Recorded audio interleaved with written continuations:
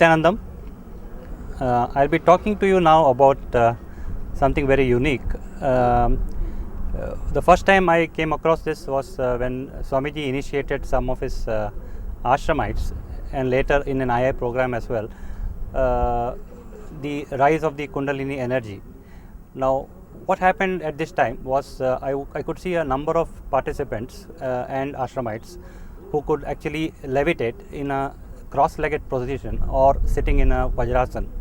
Now, as you are aware, man is a two-legged animal, and our biomechanics does not allow us to jump from a seated position like in a Padmasana or in a Sukhasana. The biomechanics do not work at this level at all.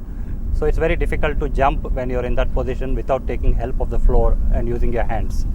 What I saw was that a number of participants would jump up and down, and some would move forward as well, literally cutting across the hall with very little effort on their part, and they seem to be smiling and not being tired at all. I had an opportunity to see this being done continuously for about 20 minutes, and what I witnessed was even at the end of 20 minutes of moving around in that position, none of the participants were actually tired. So we decided to study this as to what is actually happening during this energization process, especially with regard to the brain. We had access to a very advanced QEEG machine, which basically studies the brainwave pattern and essentially is used for diagnosing mental illnesses, and you could also study the brain waves during meditation, etc. As such, no real study has been done of brain waves during Kundalini awakening. What we found was very unique. Normally, a human being has 4 brainwave patterns. When you're sleeping, you have what is called a delta wave, and then as soon as you get up, it's like an engine of your motor being in an idling state. As soon as you get up and you open your eyes, you have what is called the alpha rhythm.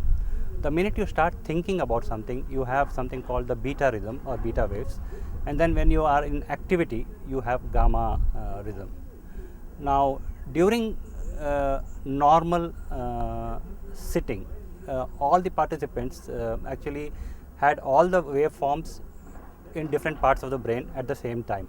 Basically, this is what happens to a normal human being.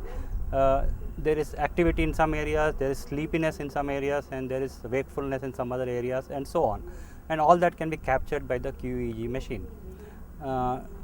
The minute Swamiji actually initiated them and raised the Kundalini energy, what you found was a remarkable increase. See, the waves are fixed in terms of their names because of the frequency with which they happen, that is the cycles per second. The other aspect of a same wave is the amplitude of the wave or the strength of the signal that's going through the brain.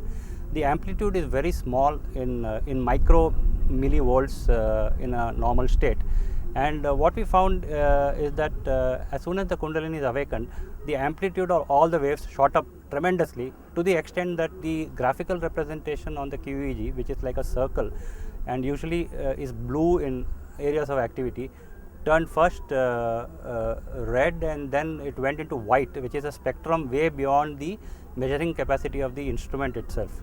So all the participants who had Kundalini awakening demonstrated this white pattern of complete synchronicity in the brain, and all the waves being similar and of very high amplitude.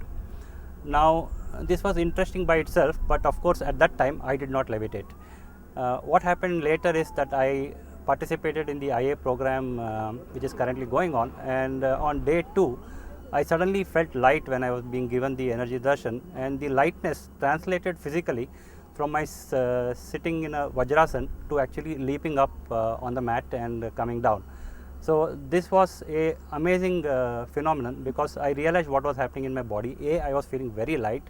B, I have bad knees, and I could never even imagine taking a leap from my knee. So that worked very well without any effort on my part. And third, even when my entire body was contorted in a backward direction, all the muscles of my back were activated, and they could support the angulation in which I was actually levitating.